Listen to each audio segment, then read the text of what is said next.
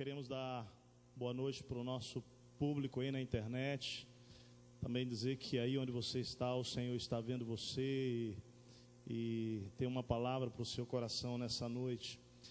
Nós estamos meditando sobre essa série de mensagens intitulada Minha Identidade em Cristo. Eu queria convidar você a olhar conosco hoje para esse tema do dinheiro e observar as palavras de Jesus acerca do grande desafio que eu e você temos de nos relacionar com esse dinheiro, com os bens, com as posses, numa dinâmica que glorifiquemos a Deus em tudo. Então quero convidá-lo a abrir em Mateus capítulo 6 a sua Bíblia, ou aqui acompanhar na projeção, Mateus 6, 19 a 24.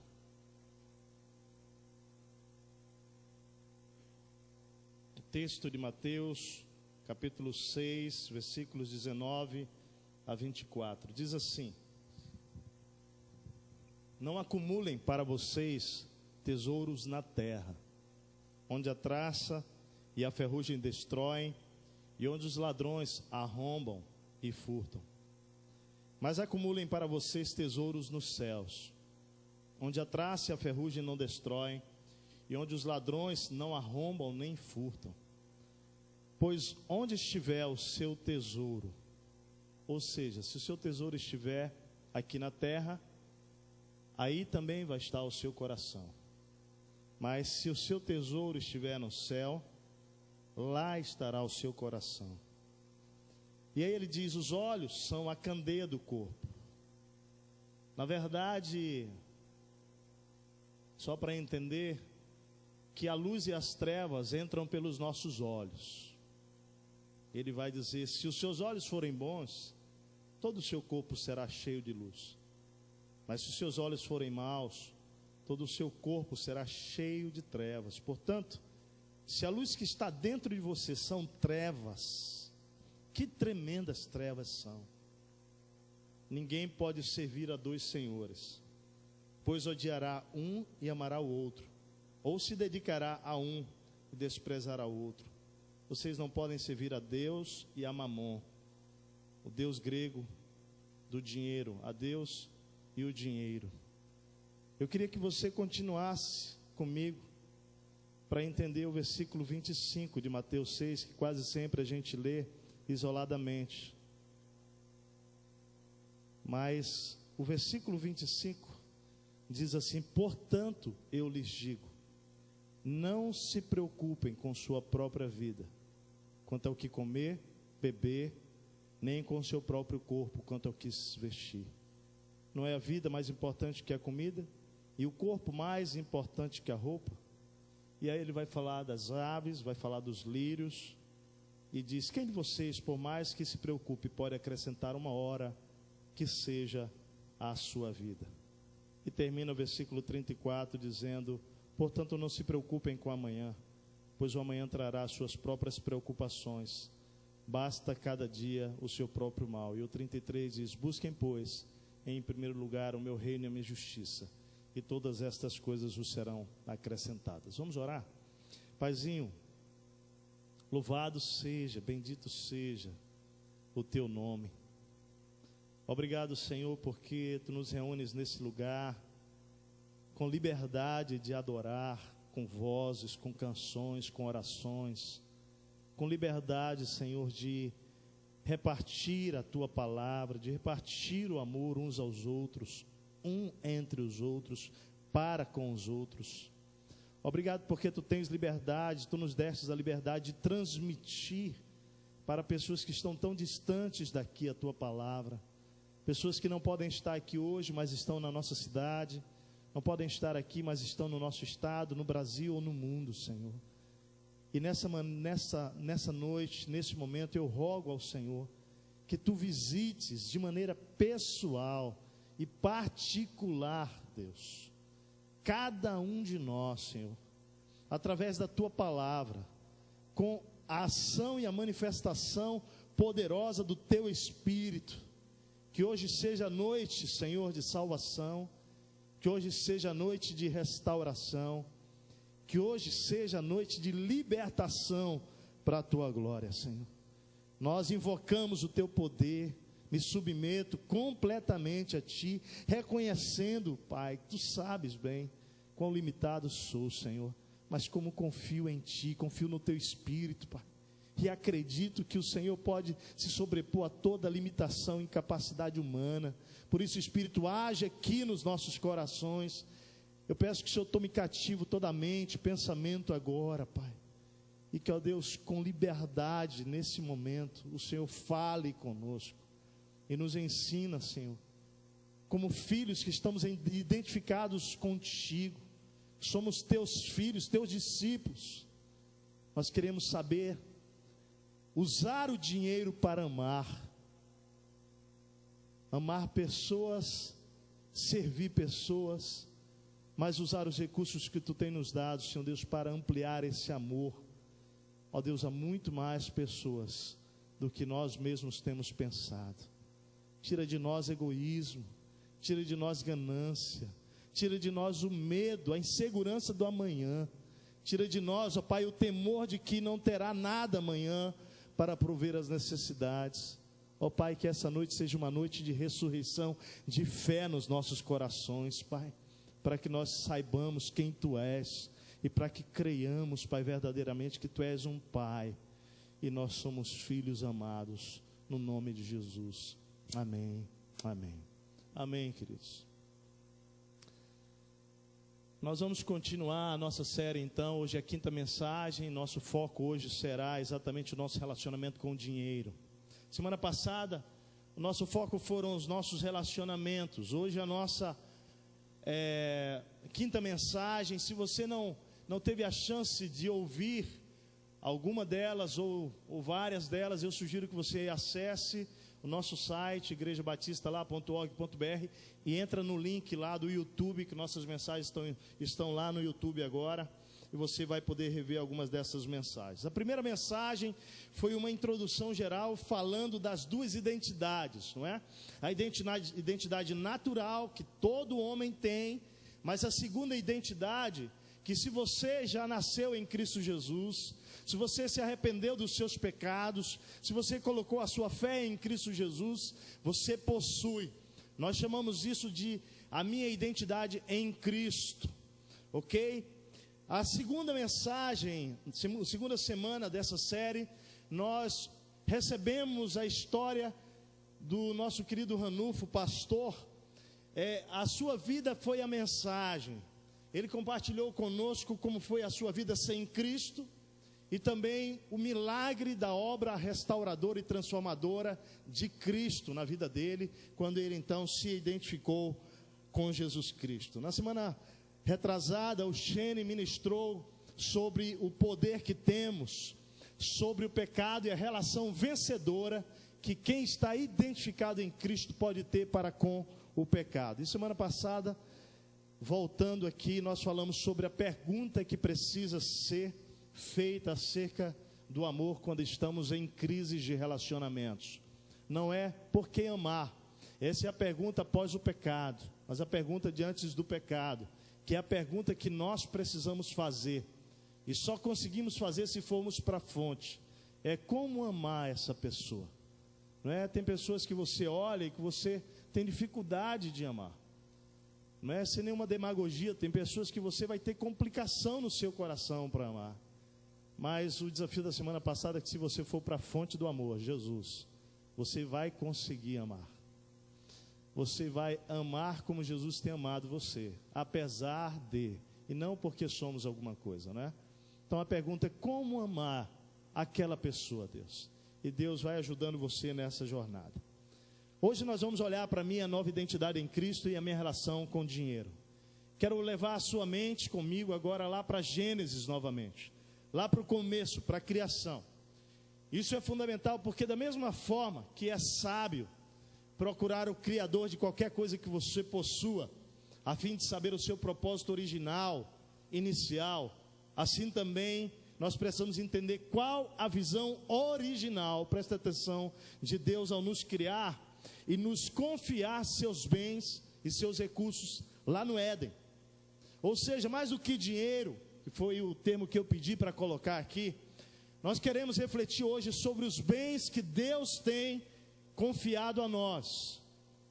O dinheiro, a casa, o carro, os recursos, sua profissão, os bens que Deus tem lhe confiado. E aí talvez alguns aqui digam assim: bom, essa mensagem aí não é para mim então, até porque eu não tenho bem, não tenho dinheiro, não tenho nada. Eu não sei se é o seu caso, mas deixa eu dizer uma coisa para você. Ninguém escapa nessa mensagem aqui, viu? Deixa eu ver aqui, quantos aqui são ricos? Levanta a mão, deixa eu ver. Obrigado pela sinceridade, mas por que outros ficaram meio intimidados aí, hein? Quantos aqui são ricos? Né? Por que fala essa palavra? Todo mundo se encolhe, né? Mas deixa eu dizer, você é rico. E eu vou dizer por quê. Porque o que Deus prometeu para você é o que comer, beber e vestir. E você ainda tem de sobra um lugar para botar a sua cabeça. Quantos aqui tem isso? Beleza? Então, da perspectiva divina, você é rico. Levanta a mão aí. Quantos são ricos aqui? Oh, glória. Você sabia que apenas 5%, isso é estatística, tá? Da população mundial possuem carro? E essas são as ricas? Gente, alguém aqui não é rico, por favor? Você é rico. Então, você está enrolado. A palavra é para você hoje, viu? É para nós, para cada um de nós. Porque você tem recebido de Deus que comer, beber e vestir. E Ele tem dado mais do que isso, não tem, gente? Tem ou não tem? Ele tem dado mais. A propósito, deixa eu dizer uma coisa: o problema do estresse do ser humano não é a falta do que Deus prometeu, porque Deus tem cumprido com você o que Ele prometeu. Ele tem dado o que comer, beber e vestir, e tem dado ainda onde você repousar a sua cabeça. O problema do estresse hoje é a cobiça, é a ganância, porque o que Deus prometeu não tem sido suficiente para você, e aí você está numa loucura, correndo mais, porque você precisa mais do que você precisa. Você acha que precisa de mais do que você já tem para viver. Isso é uma mentira. Então hoje, amados, nós vamos olhar para isso. Quero encorajar você a sair daqui hoje celebrando que você é rico para a glória de Deus e que você vai aprender a lidar com a sua riqueza, que esse é o desafio de hoje à noite.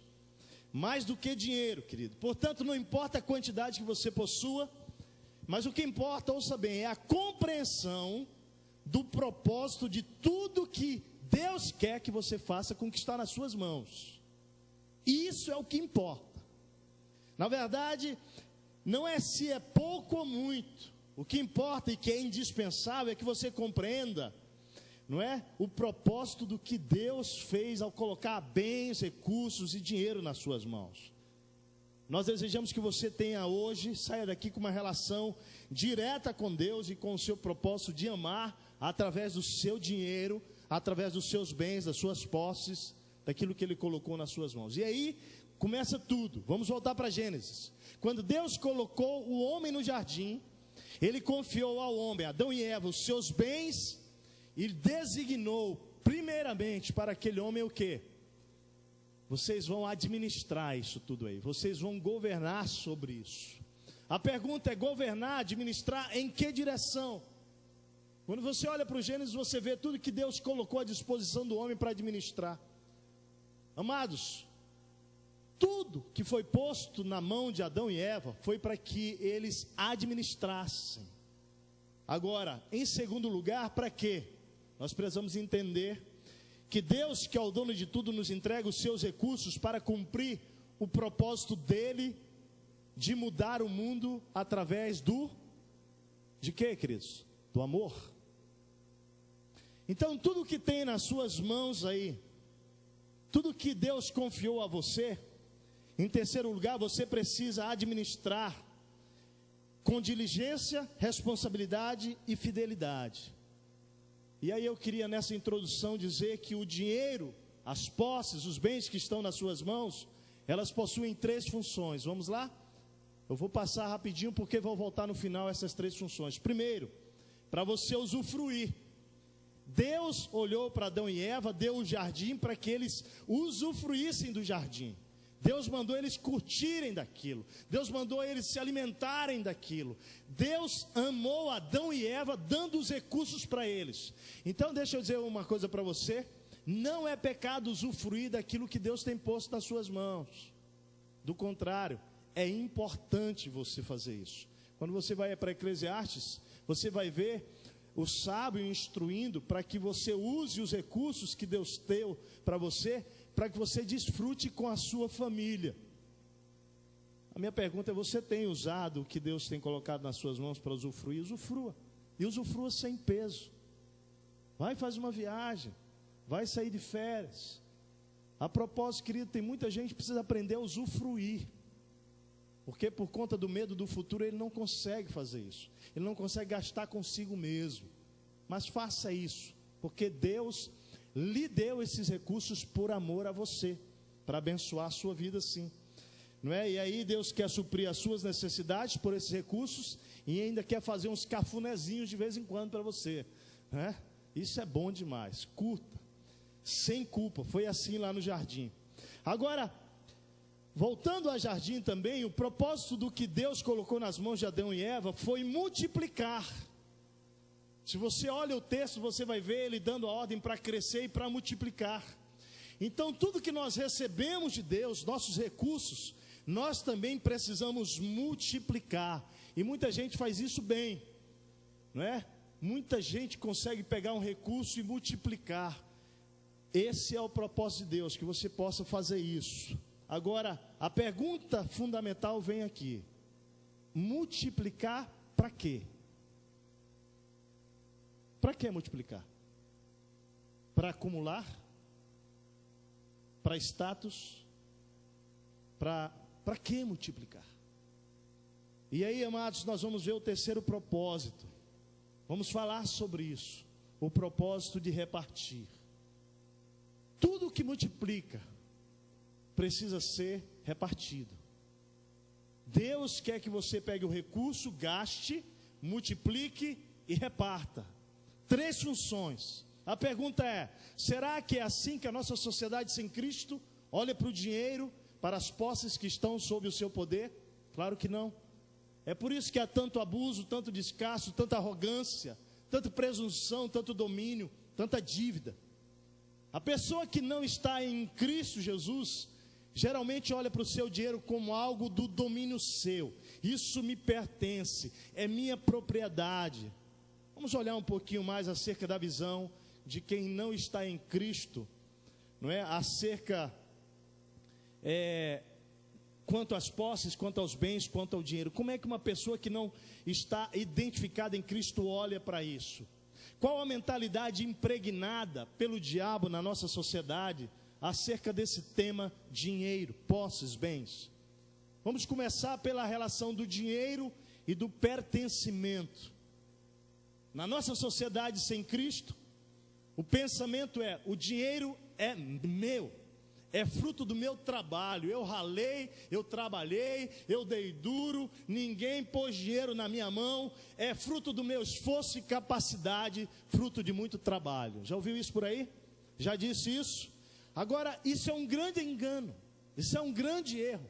Há uma parte de verdade nisso que você trabalhou, que você ralou. Mas olha o que diz lá em Deuteronômio 8, 12 a 18, diz assim: Deus falando ao povo, ao seu povo entrando na terra prometida, não é? Que depois que eles estivessem ali estabelecidos, o coração deles não podia perder o foco. Ele diz assim: não aconteça que, depois de terem comido até ficarem satisfeitos, de terem construído boas casas e nelas morado, de aumentarem os seus rebanhos, a sua prata e o seu ouro, e todos os seus bens, que não aconteça, presta atenção, que o seu coração fique orgulhoso, e vocês se esqueçam do Senhor. Não digam, pois, em seu coração: a minha capacidade, e a minha força, e a força das minhas mãos, melhor dizendo, ajuntaram para mim toda esta riqueza. Olha aí. Não faça isso. Aí ele diz: mas lembrem-se do Senhor, o seu Deus, pois é Ele que dá a vocês a capacidade de produzir riquezas, confirmando a aliança que jurou aos seus antepassados, conforme hoje se vê. Presta atenção, amado, nunca foi você, nunca foi, sempre foi Ele. Querido, é simples, basta você pensar que se Deus tocar hoje em você, na sua saúde, acabou, acabou. Se Deus tirar a sua capacidade de raciocinar, de pensar, acabou.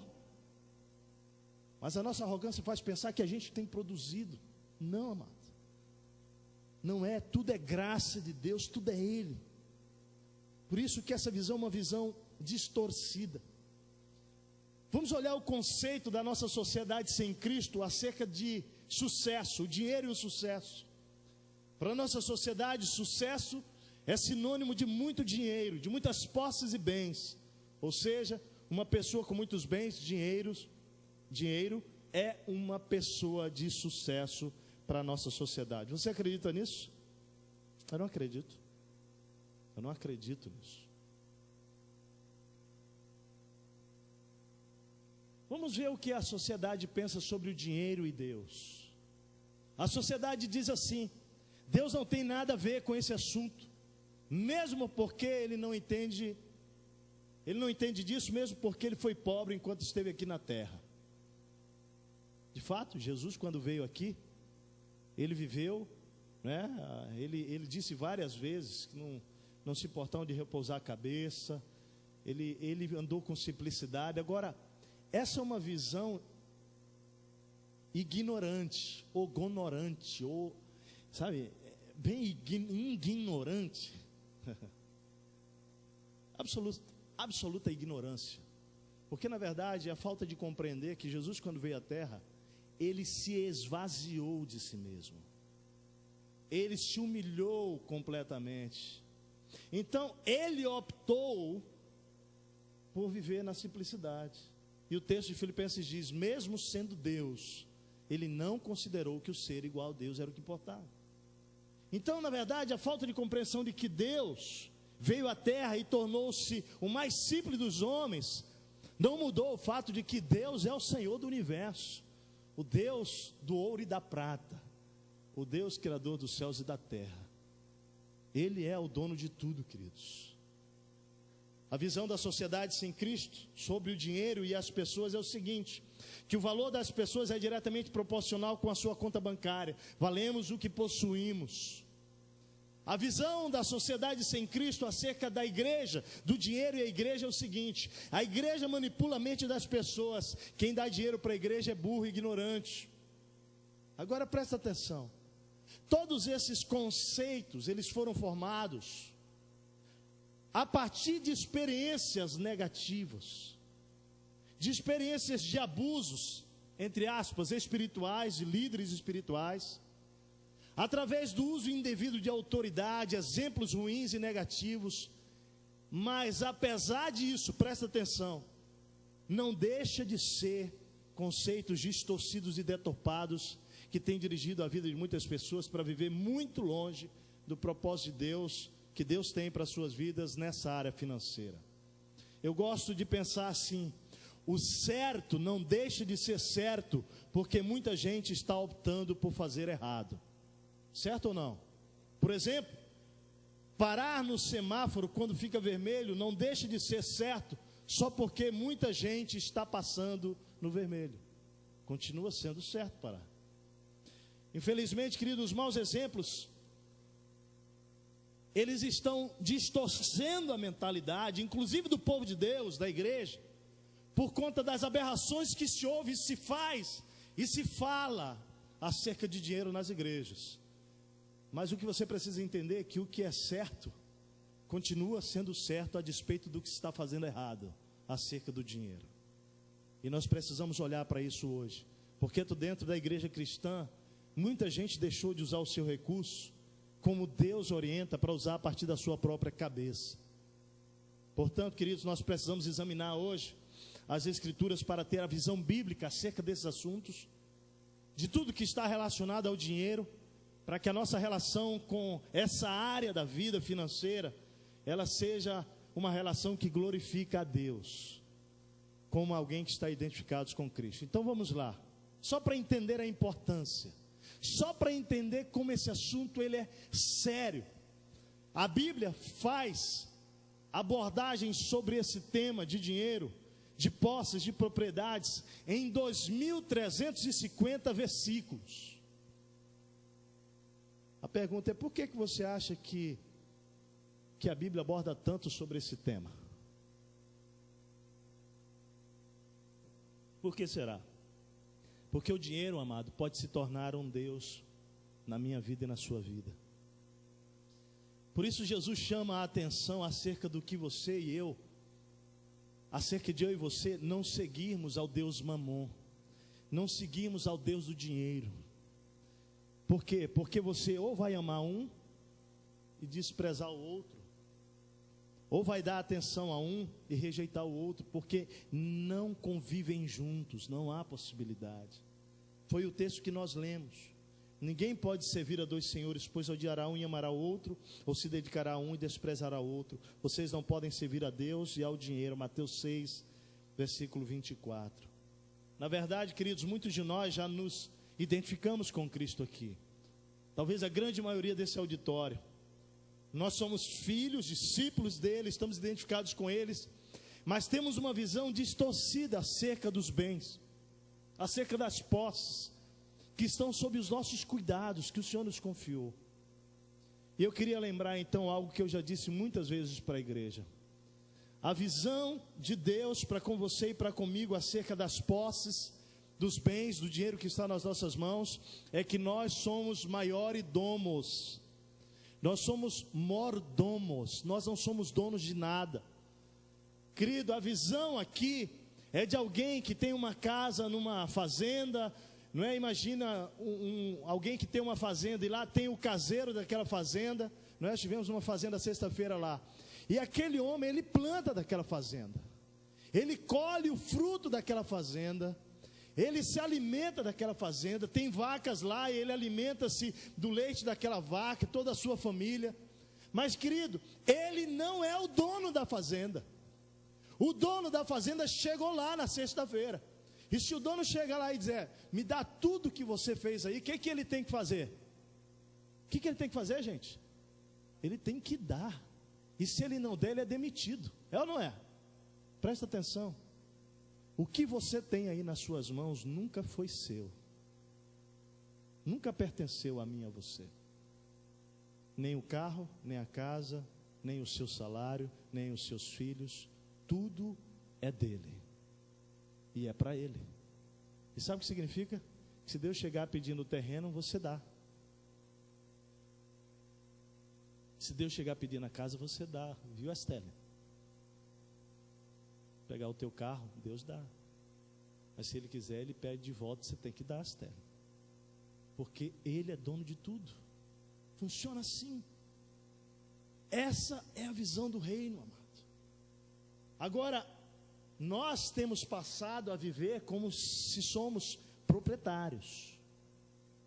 E isso tem sido tão forte para a igreja, tão limitado, tão sério, que o que a gente percebe é uma igreja com potencial de avançar o reino de Deus.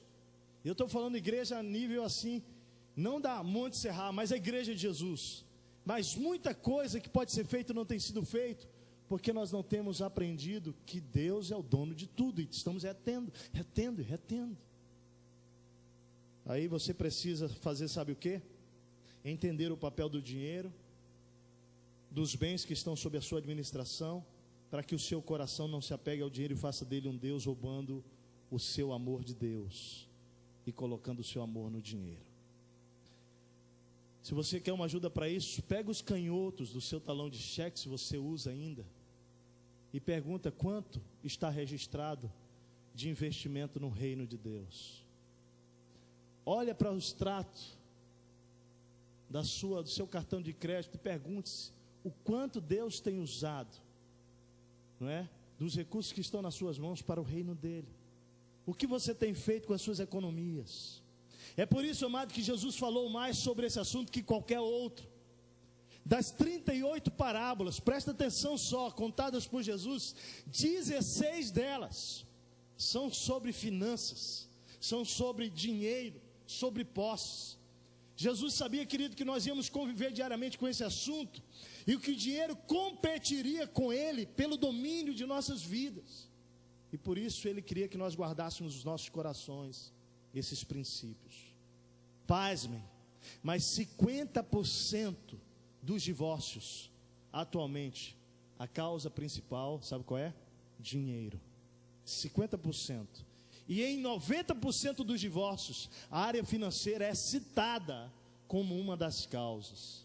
É por isso que a gente precisa parar hoje e dizer: gente, esse assunto, ele é importante. Eu queria dar para você a visão bíblica então do dinheiro. Vamos lá? Qual é a visão de Deus para você que está identificado com Cristo? Primeiro, Ele é o dono de todas as coisas. Você pode dizer isso? Você pode olhar para o que você possui, para aquilo que está nas suas mãos e dizer: Senhor, eu nunca fui o dono, o Senhor é quem é o dono. Você pode dizer isso? Diga aí no seu coração para Ele: Senhor, me perdoa, Pai. Inclusive me perdoa porque eu tenho andado e agido como se fosse meu. Olha o que a Bíblia diz, querido, lá em Salmo 24:1: ao Senhor pertence a terra e tudo o que nela se contém, o mundo e os que nele habitam. Não só o que você possui, como você pertence a ele. E aí eu gosto muito de John Wesley, um avivalista, metodista, porque esse homem chegou um dia diante da sua casa linda, construída, e estava tudo absolutamente destruído pelo fogo, e ele chega e as pessoas começam a tentar consolá-lo. E aí eu acho interessante a declaração dele, quando ele olha para aquela casa em chamas, destruída. Ele diz assim, ó: a casa do Senhor foi queimada, uma responsabilidade a menos para mim. Olha a visão do cara, clareza, nada é meu, tudo é dele. Ele deu, ele tira. Estava na minha responsabilidade, ele tomou de volta. Mas ele é o Senhor. Entenda, ele não só é o Senhor de tudo, o dono, mas ele é o provedor das nossas necessidades. Mas presta atenção, querido, não é dos nossos desejos. Ele é o provedor das nossas necessidades. O texto que lemos em Mateus 6,33 vai dizer: buscai, pois, em primeiro lugar o seu reino e a sua justiça, e todas estas coisas vos serão acrescentadas. Que todas estas coisas? O texto acima vai falar de quê?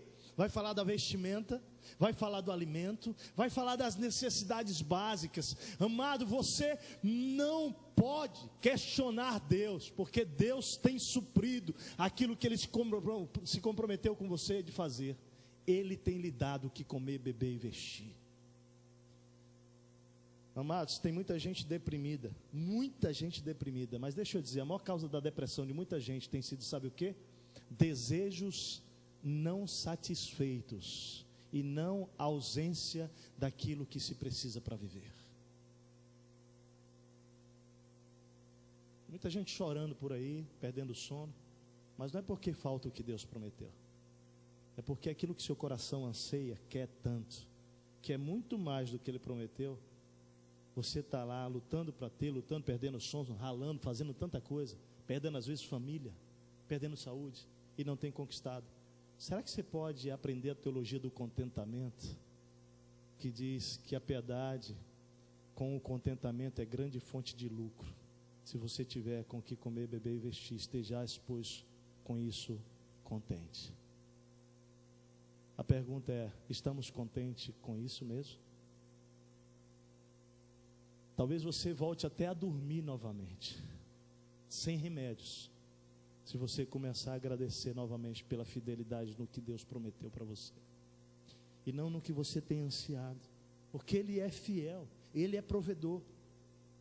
Lá em 1 Timóteo 6 diz isso: tendo sustento e com que nos vestir, estejamos contentes. O texto que lemos em Deuteronômio 8, versículo 17 e 18, vai falar sobre essa questão. Olha lá: não aconteça que depois de terem comido até ficarem satisfeitos, de terem construído boas casas e nelas morado, de aumentar os rebanhos, sua prata, ouro, vocês se esqueçam de Deus, E ele diz assim, olha, seguindo: ele os conduziu pelo imenso e pavoroso deserto, por aquela terra seca e sem água, de serpentes e escorpiões venenosos.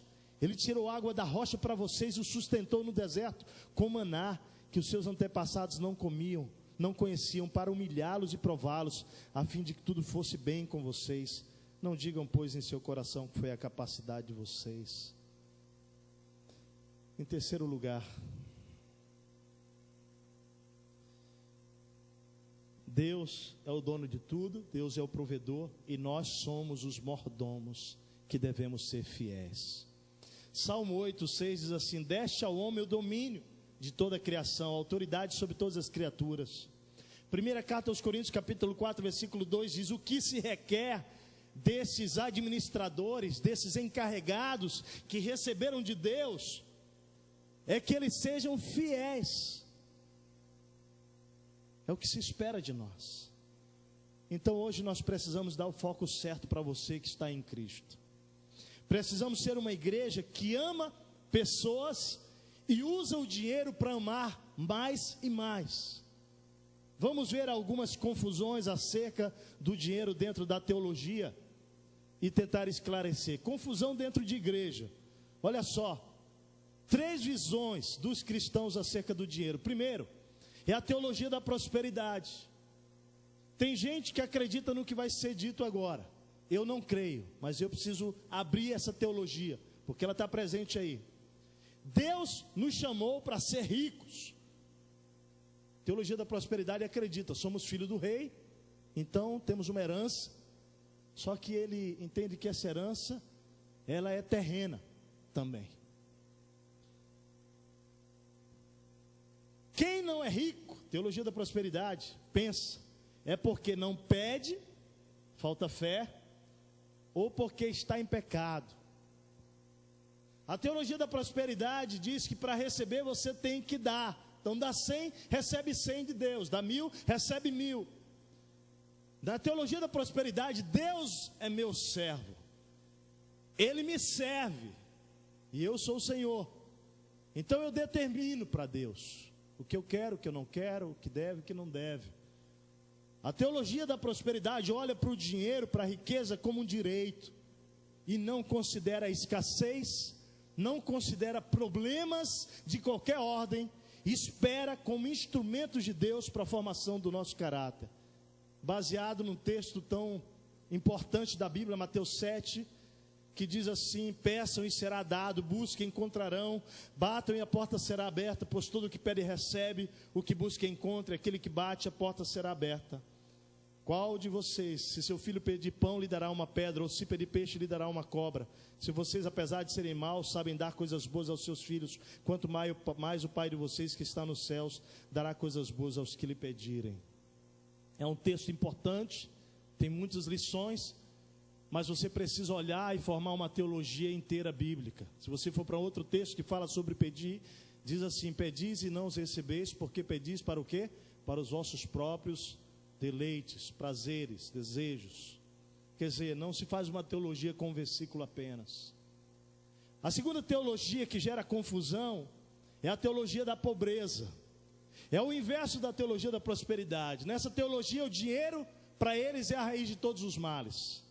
Mas o que a Bíblia diz, não é que o dinheiro é a raiz de todos os males. O que a Bíblia diz é que o amor ao dinheiro. O problema nunca esteve no dinheiro, meu amado. O problema nunca esteve fora do homem. O problema está no coração do homem. O problema é o amor ao que está fora. Mas a teologia da pobreza vai olhar para o dinheiro como demônio. O nojo do mundanismo e do materialismo. Na teologia da pobreza acham que é preciso ser pobre para ser um cristão espiritual. Na mentalidade da teologia da pobreza não há coerência entre uma pessoa que tem recursos financeiros, ela ser espiritual, não bate para eles, mas a Bíblia não mostra isso. Desconfiam da espiritualidade de todo cristão bem sucedido financeiramente, sabe? Aí os irmãos mais humildes da teologia da pobreza vão olhar para o irmãozinho mais rico e falar: eu estou achando que tem roubo nessa história, porque não acredita que um irmão possa ser rico sem roubar. ele desconfia da espiritualidade de quem tem recursos, porque ele enxerga a riqueza como uma maldição. Ele baseia-se no diálogo de Jesus com o jovem rico, Lucas 18, que diz assim: ao ouvir isso, disse-lhe Jesus: falta ainda uma coisa, venda tudo o que você possui e dê o dinheiro aos pobres, e você terá um tesouro no céu. Depois venha e siga-me. Ouvindo isso, ele ficou triste porque era muito rico. Vendo e entristecido, Jesus disse: como é difícil aos ricos entrar no reino de Deus. De fato, é mais fácil passar um camelo pelo fundo de uma agulha do que um rico entrar no reino de Deus. E o problema importante para entender aqui não é a riqueza. O problema é o coração do rico apegado e amando a riqueza. Esse é o ponto. Esse é o ponto que Jesus está aqui condenando o jovem rico. A propósito, essa é a única história na Bíblia que alguém rejeita seguir Jesus. É essa história aqui. E deixou de seguir. Consegue entender a importância de falar sobre dinheiro?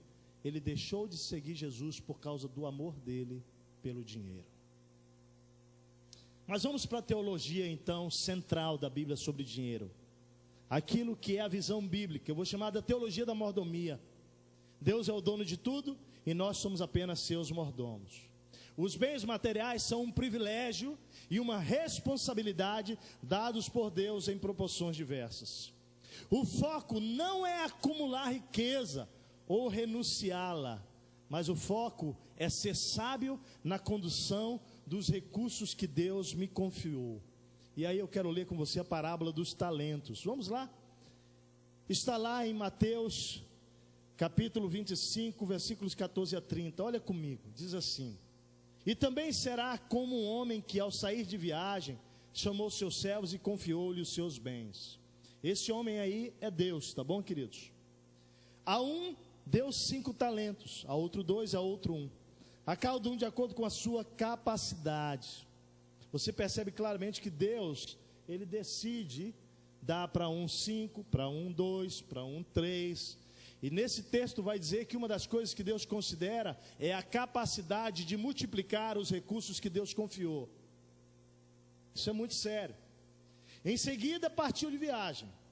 O que havia recebido 5 talentos, ele saiu imediatamente, aplicou-os e ganhou mais 5. Olha lá, lembra? Gastar, multiplicar. Também o que tinha 2 talentos ganhou mais 2. Mas o que tinha recebido 1 talento saiu, cavou um buraco no chão e escondeu o dinheiro do seu senhor. Depois de muito tempo, o senhor daqueles servos voltou e acertou as contas com eles. Deixa eu explicar. Isso aqui é uma parábola para contar que um dia Deus vai voltar e Ele vai pedir contas dos recursos que Ele nos confiou, que não é só dinheiro, que não são só os bens e as posses, mas um dia Ele vai voltar e Ele vai pedir contas. E olha como acontece a prestação de contas. O texto diz que o que tinha 5 talentos trouxe os outros 5 e disse: o Senhor me confiou 5 talentos, veja, eu ganhei mais 5. O Senhor respondeu: muito bem, servo bom e fiel. Você foi fiel no pouco, e eu o porei sobre o muito. Venha e participe da alegria do seu Senhor. Veio também o que tinha recebido 2 talentos e disse: o Senhor me confiou 2 talentos.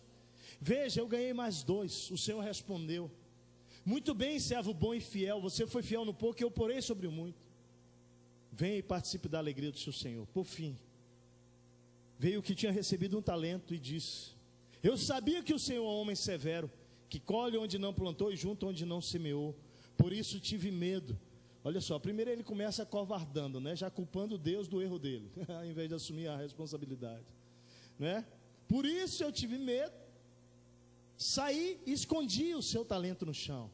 Veja, aqui está o que pertence ao Senhor. A única coisa boa desse cara é que ele sabia que não pertencia a ele, pertencia ao Senhor. Toma aqui, ó, estou devolvendo, é teu. O Senhor respondeu: servo mau e negligente. Você sabia que eu colho onde não plantei, junto onde não semeei? Então você devia ter confiado o meu dinheiro aos banqueiros, para que quando eu voltasse, o recebesse de volta com juros. Tirem o talento dele e entreguem-no ao que tem 10. Pois a quem tem, mais será o quê? Dado, e terá grande quantidade. Mas a quem não tem, até o que lhe tem será tirado. E lancem fora o servo inútil nas trevas, onde haverá choro e ranger de dente. A responsabilidade, ela é muito grande. Então eu quero ajudar você a sair daqui hoje entendendo como usar o seu dinheiro para amar. Vamos lá? Como usar o dinheiro então para amar? Em primeiro lugar, use para suprir as suas necessidades, gastar com você, porque você é alvo do amor e cuidado de Deus. Amém, queridos? Deixa eu contar só um pouquinho da experiência minha e da Martinha. Anualmente, nós nos cuidamos com essa questão de gastar na nossa vida, com o nosso cuidado, com a nossa família, sem culpa, sem problema. Nós sempre estamos procurando fazer economias para sair de férias, não é, para poder tirar um tempo com as nossas filhas, para sair. Deixa eu dizer uma coisa para você: se não tem dinheiro para ir para o Nordeste, junto o que tem e vai fazer piquenique e acampamento na beira do Guaíba. Mas para com a desculpa que não tem dinheiro, meu amado. Vai investir na tua família. Como isso é importante. Mais do que isso, eu e Martinha, a gente tem um compromisso desde que as meninas nasceram, de que todos os anos, nós temos procurado cultivar isso anualmente. A Lara fez 10, que é sair, tirar 3 a 5 dias para nós dois. Então tem um dinheirinho que nós guardamos que é para nós dois. E elas sabem disso, que nós saímos para ter o nosso tempo de lua de mel, de namorar, porque um dia elas vão embora, vão casar, e nós continuamos nos amando até o último dia da vida. E nós vamos cultivar isso. Mas eu preciso gastar. E aí deixa eu dizer para você, gasta, meu amado, com você. Desfruta com a sua família. É a orientação da palavra. Lê Eclesiastes lá. Agora o problema, sabe qual é? O problema é só gastar e não fazer as outras duas coisas que eu vou recomendar para vocês aqui. Agora, nesse gasto, deixa eu dar uma sugestão. Eu estou aqui bem de frente com o Guinter. Estou bem aqui de frente com o Elson, que são os nossos coordenadores de finanças aqui, ó. Gaste com planejamento, certo ou não, hein, Elson? Com planejamento, faz um orçamento, né? Gente, eu não sei quantos aqui tem orçamento, mas deixa eu dizer para você, queridos, o orçamento é um plano para gastar bem o seu dinheiro. Isso é importante você entender. Fazer um orçamento para ajudar você a alcançar os seus objetivos financeiros e poder ter uma vida que glorifica a Deus com o seu dinheiro. Não desperdiçando, por exemplo. Provérbios 21:20 diz assim, ó, o homem de bom senso economiza e tem bastante comida e dinheiro em sua casa. O tolo gasta todo o seu dinheiro assim que recebe. Às vezes você não consegue juntar para gastar, mas não é porque não tem, é porque você tem sido realmente uma pessoa que gasta sem planejamento. Quer ver? Provérbios 19:2 diz o seguinte: agir sem pensar não é bom, quem se apressa erra o caminho. A gente está naquele momento agora de se preparar para as férias em janeiro, fevereiro ali, e aí as meninas querem ir para o McDonald's, querem não sei aonde. Filhinhas, sabe quanto é o Mac? Faz as contas com elas, ó, vai juntando isso aí que você come Mac nas férias. Se bem que a gente nem gosta de levar no Mac não, é uma vez a cada 2 meses que aquilo troço ou troço ruim, é lixo, hein, gente, não come aquilo não. Ô, desculpa. Gente, mas olha só, voltando aqui, quase que uma borracha aquele hambúrguer. Olha só, deixa eu dizer uma coisa para você. Muitos de nós, não é porque não tem dinheiro, é porque nós gastamos sem pensar. Então deixa eu dar uma dica para você, porque já está comprovado que 7 de cada 10 compras, elas são feitas por impulso. 7 de cada 10. Então, quando você chegar e gostar do negócio, eu dou um conselho para você: não compra. Diz, eu mando em você, você não manda em mim. Aí começa a guerra. E diga, você não manda em mim não, eu não sou escravo de você. Você sai, vai pensar em casa de novo, vai dormir sossegado, pega o seu orçamento, faz a avaliação, e aí decide se você pode comprar ou não. Mas você pode gastar. Segundo, você precisa guardar o seu dinheiro. E aí o Guinter, nós já conversamos tanto com isso, eu e o Guinter, né, sobre esse negócio de guardar ou não. Mas eu cheguei a um consenso, Guinter, que eu vou repartir hoje aqui. Olha só. Você precisa gastar com você, porque Deus ama você e está cuidando de você, mas você precisa guardar. Agora, alvos inaceitáveis da motivação de guardar, que eu preciso falar antes, tá? Alvos inaceitáveis. Guardar por falta de fé é pecado. Você lembra do povo no deserto? Quando começou a juntar para o outro dia, o que aconteceu? Que vem Deus ferozmente e lança uma maldição, uma peste sobre os caras, porque os caras começaram a juntar para o dia seguinte, achando que Deus não ia mandar para amanhã recurso. E Deus então vai e castiga os caras, porque Deus quer ensiná-los sobre dependência. Então você não guarda porque você não acredita que Deus vai suprir amanhã, não é por isso, ok? Então, primeira coisa importante é que guardar por falta de fé é inaceitável. Vamos ler 1 Timóteo 6,17. Ordene aos que são ricos no presente mundo, está falando de você e de mim, que não sejam arrogantes, nem ponham a sua esperança na incerteza da riqueza, mas em Deus. Ou seja, guardar, porque a sua esperança é de que o dinheiro é que vai cuidar de você, é um pecado. Deus é quem provê tudo você ricamente para a sua satisfação. Outra razão inaceitável para guardar: você quer guardar para tornar-se rico, mais rico ainda, inaceitável. 1 Timóteo capítulo 6, 9 a 11 diz assim, ó: de fato a piedade com contentamento é grande fonte de lucro, pois nada trouxemos para este mundo e dele nada podemos levar. Por isso, tendo que comer e com vestir-nos, estejamos com isso satisfeitos. Os que querem ficar ricos caem em tentação, em armadilhas, em muitos desejos descontrolados e nocivos que levam os homens a mergulharem na ruína e na destruição, pois o amor ao dinheiro é a raiz de todos os males. Você quer saber por que tem guerra entre irmão e irmão de sangue?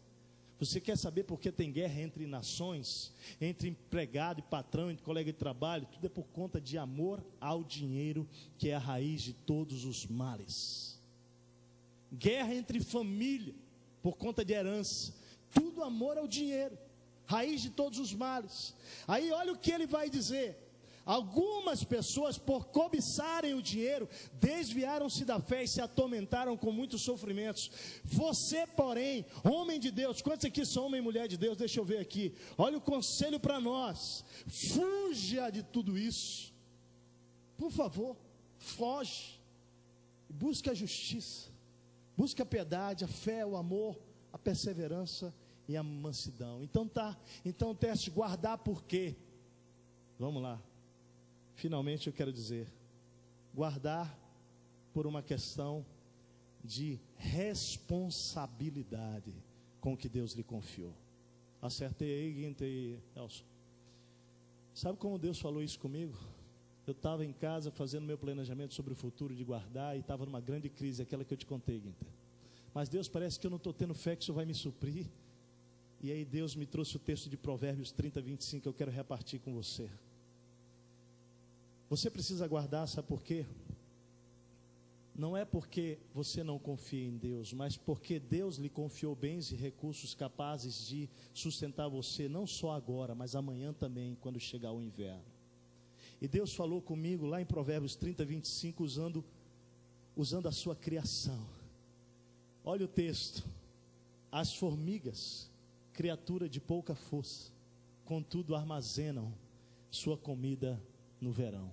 Sabia que Deus, Ele nos ensina através da sua criação? Esse texto é para ensinar o seguinte: que as formigas, elas não podem trabalhar no inverno, por conta da chuva, por conta do clima, e elas trabalham durante todo o verão, e armazenam para o inverno. E eu estava meditando em casa sobre isso, e o Espírito falou: é só isso que eu estou querendo ensinar, Teste. Não é guardar por falta de fé, mas é porque o inverno chega na vida de todo mundo. É a enfermidade, você não pode trabalhar, é uma morte, é um drama, é uma incapacidade de produzir, seja o que for, isso é o inverno.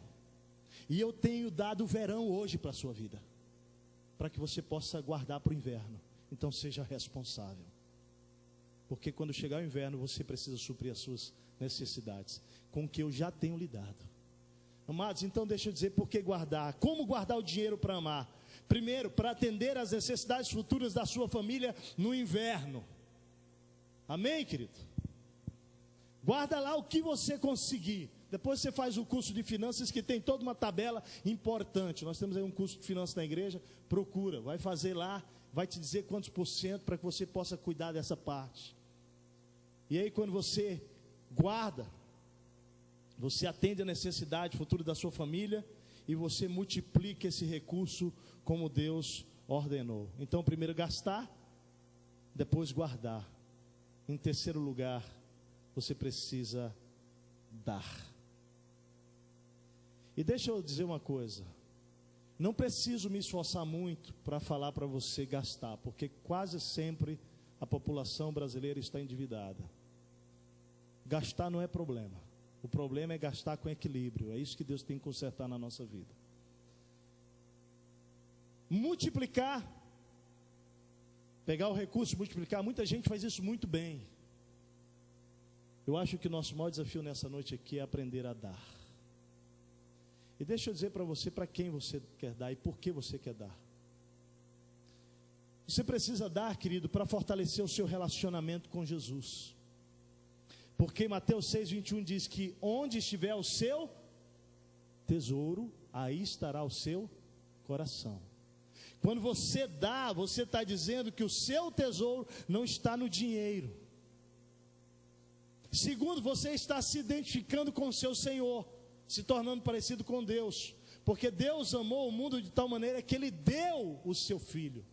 Quando você dá, você está se relacionando com o coração de Deus, naquilo que Ele fez em dar, e você dá para moldar o seu caráter, não é? O texto de 1 Timóteo 6 diz assim: ordene aos ricos que sejam generosos e prontos a repartir, desta forma eles ajuntarão um tesouro que será uma base firme para o futuro. Quando você dá, Deus está construindo o seu interior, uma base firme para o seu futuro, para a eternidade, amados. Ele está moldando o seu caráter.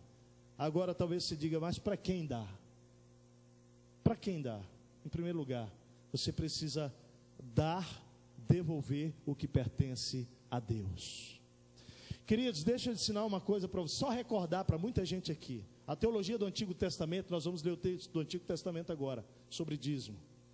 Ela vai ensinar sobre o contexto de você devolver a Deus 10% de tudo que você ganha. O Novo Testamento fala muito pouco de dízimo. Muita gente usa isso para dizer que o conceito do Novo Testamento não é mais de dízimo. Mas deixa eu ensinar para você uma coisa. Não se fala de dízimo no Antigo Testamento, porque no Novo Testamento, porque o Antigo Testamento é a base para o Novo. O Novo é construído em cima do Antigo. Não tira o Antigo e começa o Novo. Por isso que Jesus, Ele cumpriu a aliança, Ele não desprezou a antiga aliança. Se Ele tivesse desprezado a antiga aliança, Ele teria dito, sabe o quê? O que eu disse que era, não era verdade. Ele teve que cumprir a aliança para provar que aquela aliança, ela era real, mas que o homem não foi capaz de cumprir. Então no Antigo Testamento o dízimo, ele é o conceito de você poder realmente tirar daquilo que Deus tem lhe dado 10% das primícias e devolver ao Senhor. No Novo Testamento, eu creio no conceito mais amplo, não é do dízimo. No Novo Testamento para mim, o conceito é, o dízimo é o mínimo, porque ele estava formando o seu povo no Novo Testamento, no Antigo Testamento. Agora o seu povo está formado. O dízimo é o mínimo que eu devolvo para o Senhor, porque o conceito do novo, sabe qual é? É o centísimo. O conceito do novo é tudo que está nas suas mãos me pertence. Nada é seu, nada é seu. E queridos, deixa eu dizer uma coisa para você. Quando a gente entende isso, a gente na verdade está indo muito além do que se pensa, porque o que se pensa é devolver 10%, mas não é isso que está em jogo, amado. Quando nós aprendemos sobre o conceito do dízimo e de oferta, o que nós estamos trazendo para a nossa vida é a bênção do Senhor, do Deus provedor. É isso que você precisa entender. Quando você consagra o seu dízimo aqui, nós não estamos lidando com o fato de você devolver 10%.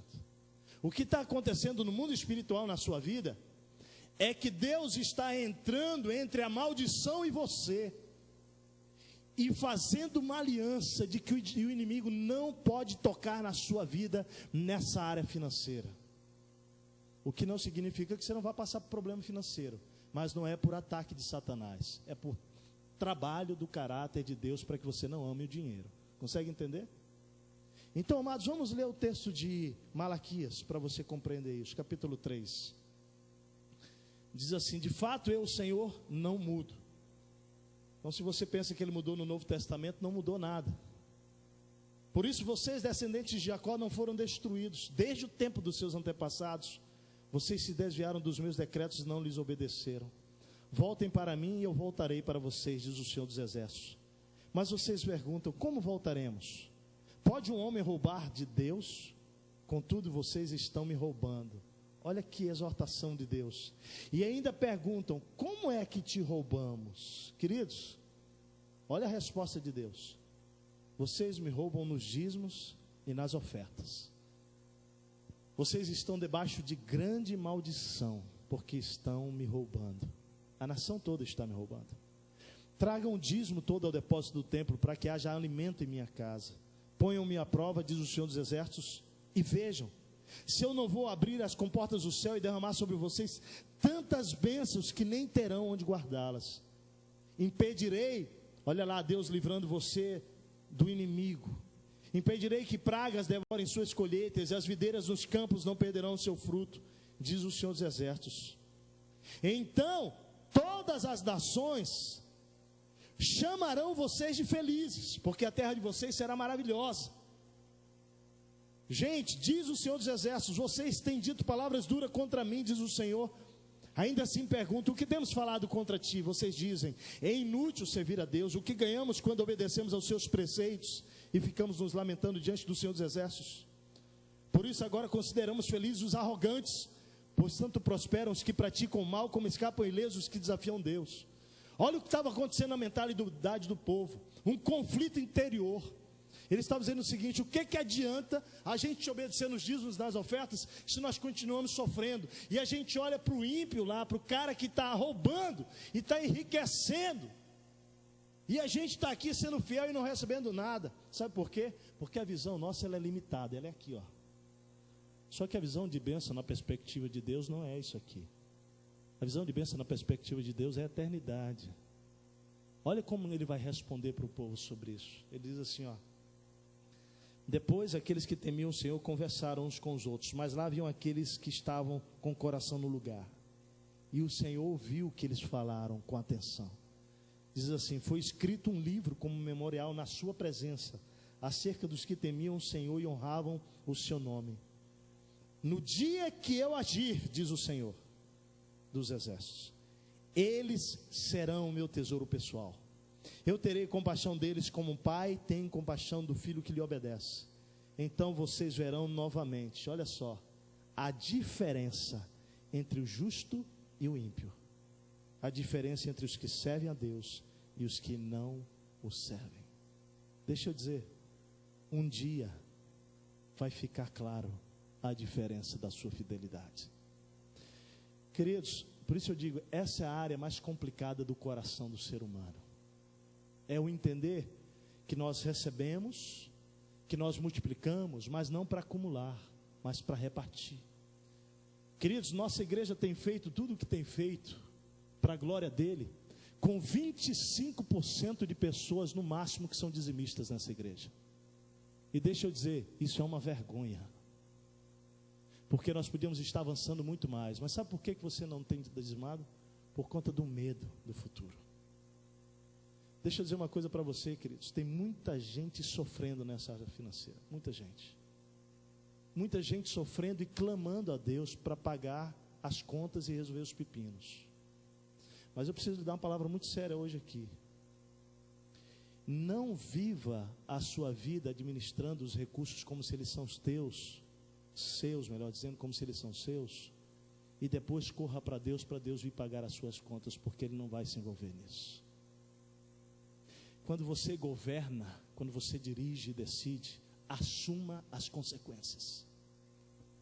Mas presta atenção, deixa eu trazer uma palavra de bênção para você. Administre o que está nas suas mãos como quem é um mordomo dirigindo algo de alguém.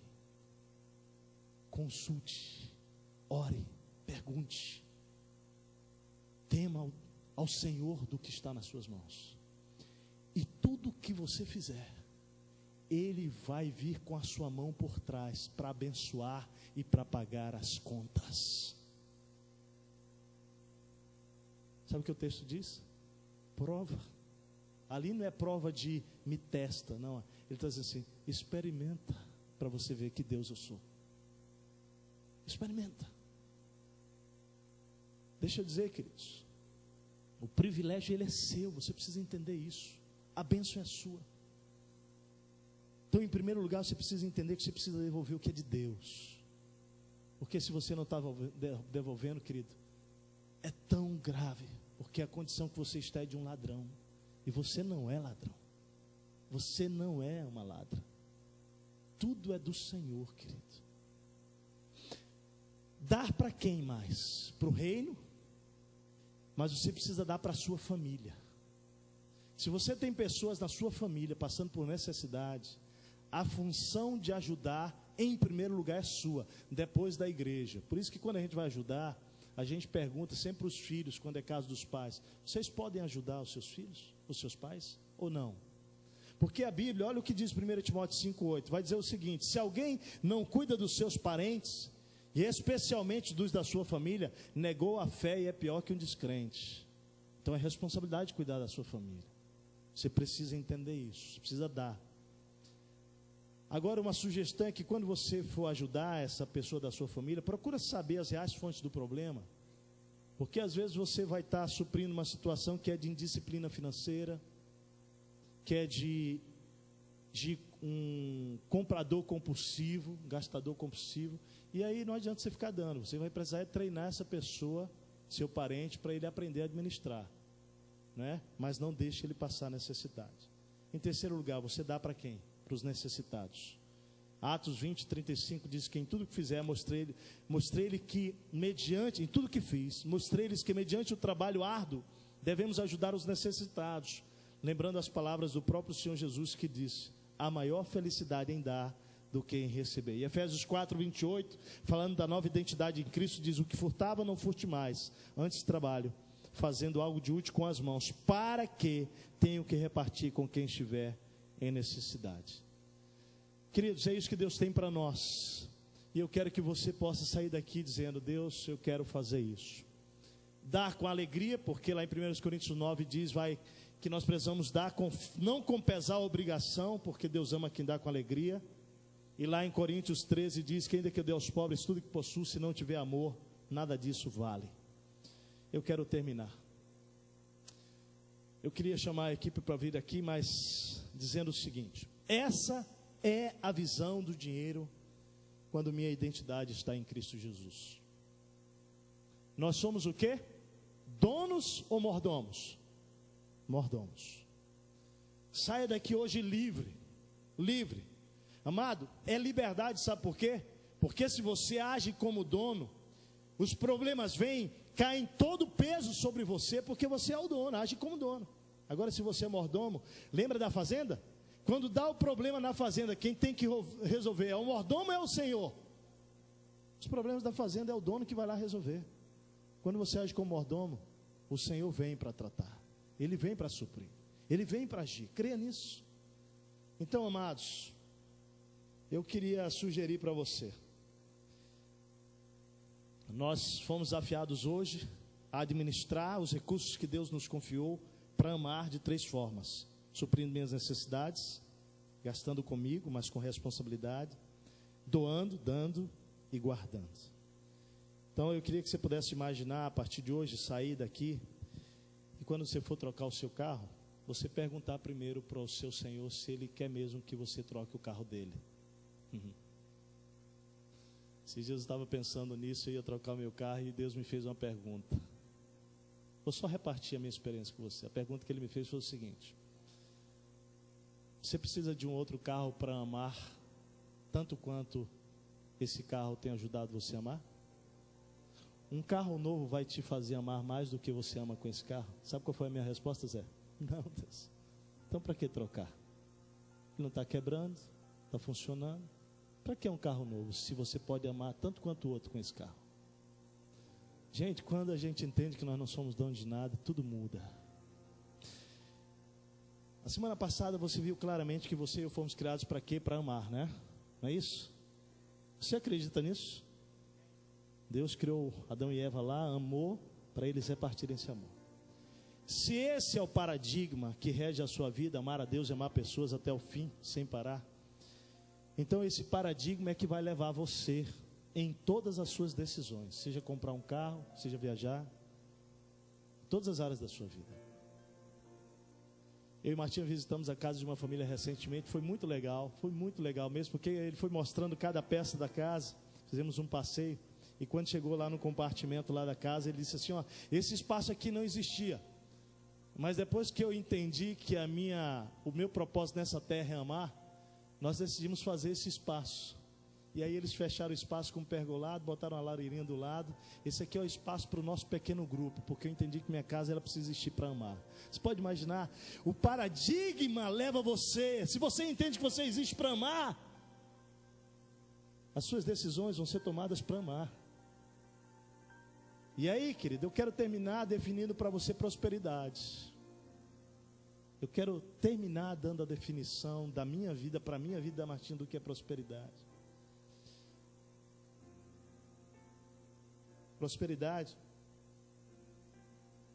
é usar todos os recursos que Deus me confiou para amar as pessoas que Ele mesmo colocou ou vai colocar na minha vida para amar. Prosperidade, querido, é ter os recursos necessários para amar quem Deus me pôs para amar.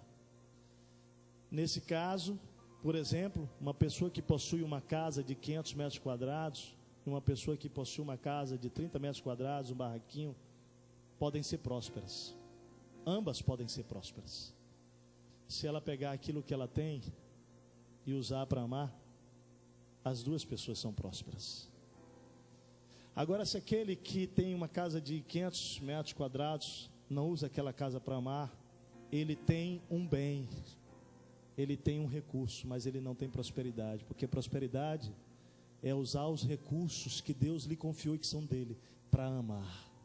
E nesse caso, o próspero é a irmãzinha da casa de 30 metros quadrados que ama com aquela casa.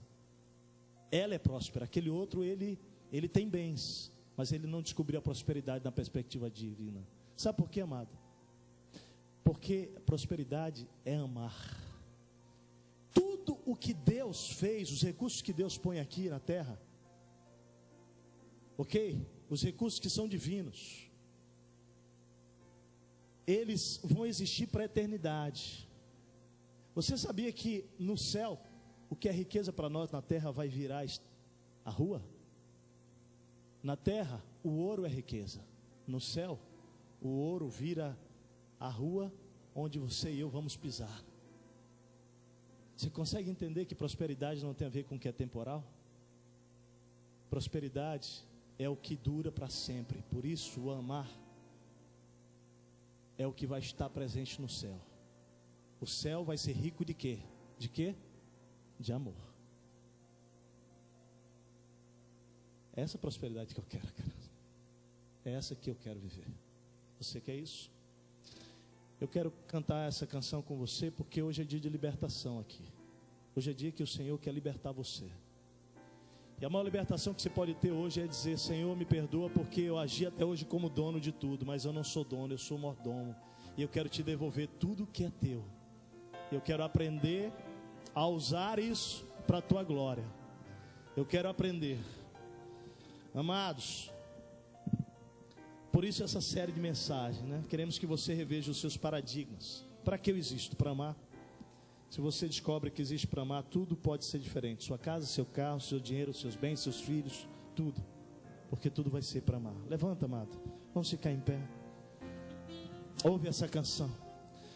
E à medida que nós cantamos essa canção, que é uma oração, eu queria convidar você que quer consagrar ao Senhor aquilo que pertence a Ele, a sua vida, não é? Dizer: Senhor, eu tenho medo do futuro, Pai, mas eu quero confiar ao Senhor. Eu quero realmente administrar e ouvir do Senhor: servo bom e fiel, foste fiel no pouco, sobre o muito eu vou te colocar.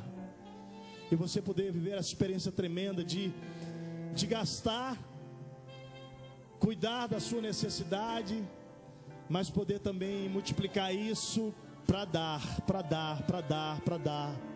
para amar sem parar até o fim. Adora ao Senhor.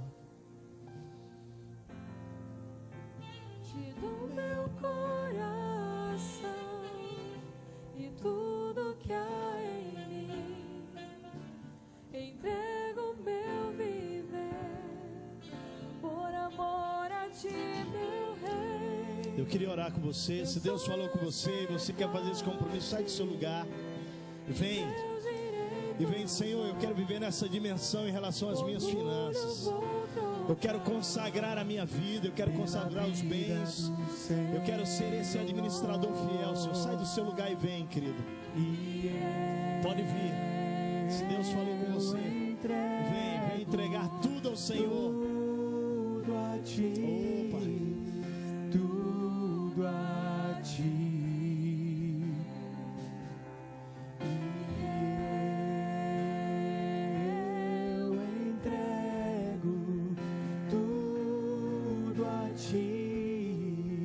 Tudo a ti.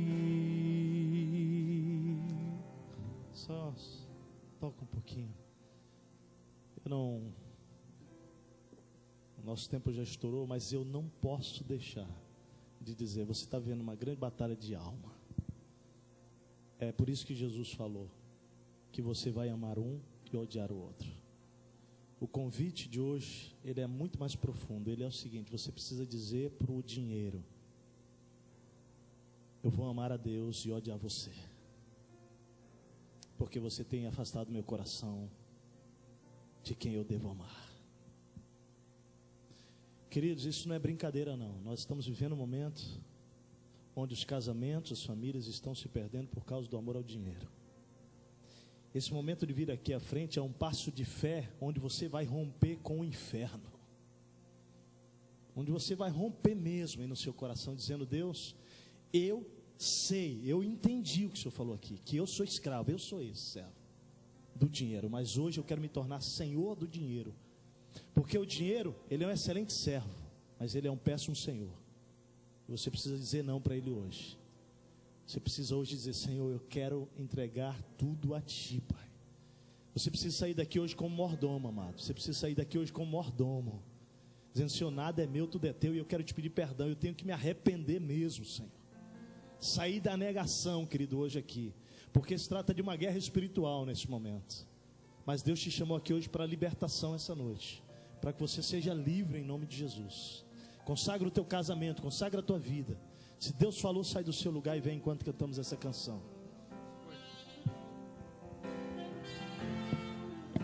Te dou meu coração e tudo que há em mim, entrego meu viver por amor a Ti, meu Rei.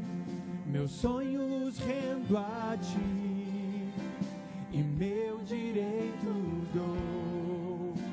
O orgulho vou trocar pela vida do Senhor.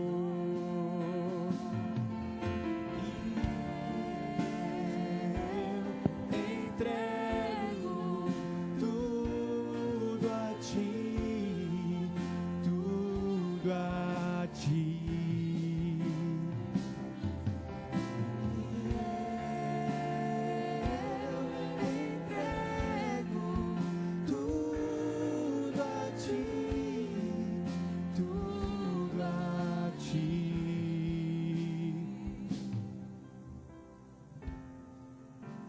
Eu canto essa canção De entrega de Jesus, e o que o mundo dá. Coloca aos pés da cruz, amado. aos pés da cruz. Conhecer a Ti, Teu nome dá louvor, sentir Tua alegria, partilhando Tua dor. E eu entrego Tudo a Ti, tudo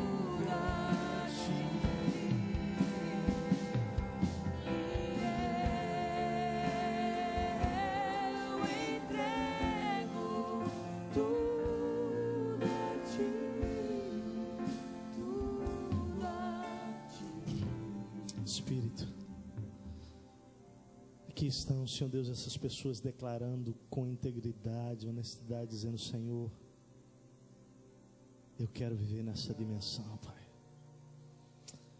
Pai, nós queremos declarar ao Senhor juntos essa noite que Tu és o Senhor da nossa vida e não o dinheiro.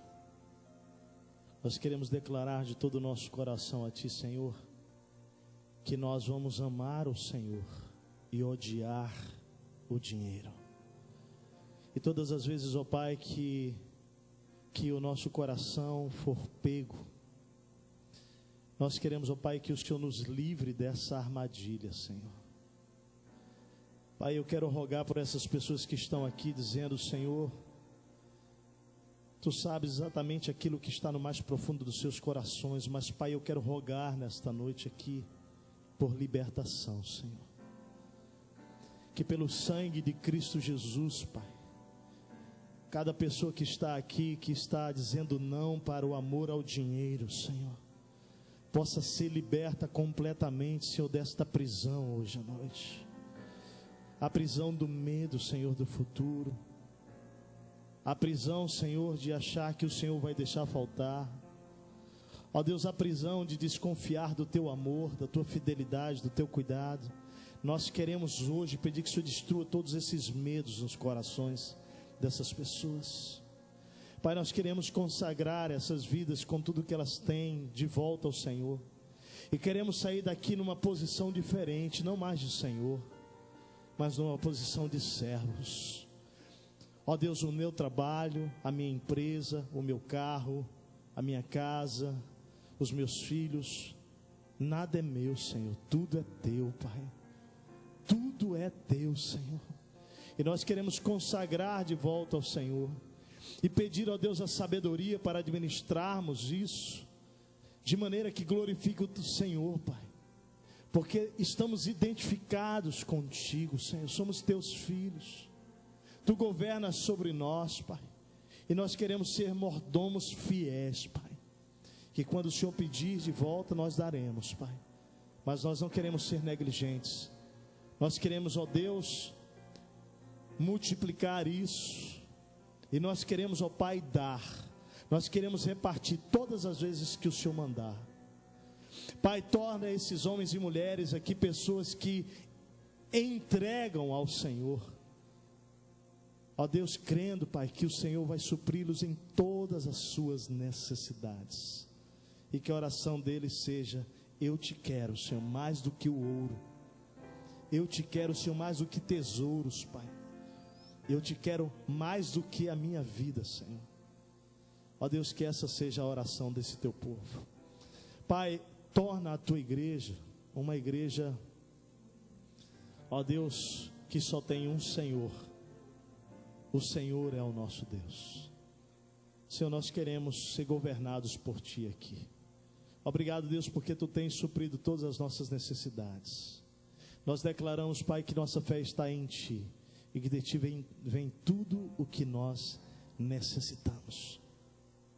Louvado e bendito seja o Teu nome. Nós oramos no nome de Jesus. Amém, Pai.